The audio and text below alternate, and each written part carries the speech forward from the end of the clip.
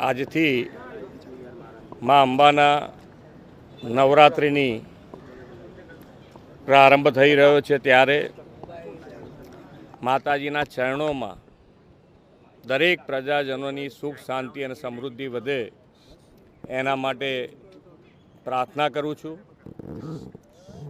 અને વડાપ્રધાનશ્રીએ આજથી જ મા શક્તિના ઉપાસક છે અને શક્તિના ઉપાસકની સાથે સાથે નવરાત્રના પહેલા જ દિવસથી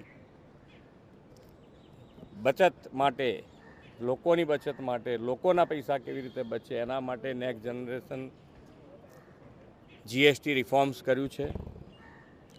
એટલે બચત અવસર તરીકે આજથી શરૂ થાય છે આપણા ત્યાં આગળ કે દરેક જણને, દરેક વેપારી પોતે આ જીએસટીનો લાભ છે ગ્રાહક સુધી મોકલે એના માટેનો પણ આગ્રહ કર્યો છે.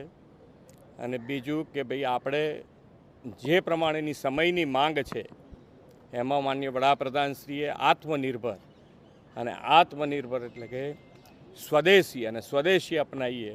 આપણે આપણી ભારતમાં બનેલી, ગુજરાતમાં બનેલી વસ્તુઓનું જ ખરીદી કરીએ એનો પણ અત્યારે સમયની માંગ છે. તો એ પણ આપણે આત્મનિર્ભર તરફ વધવા માટે સ્વદેશી અપનાવીએ, સ્વદેશી ખરીદીએ, સ્વદેશી બનાવટ વેચવાનું પણ આગ્રહ રાખીએ.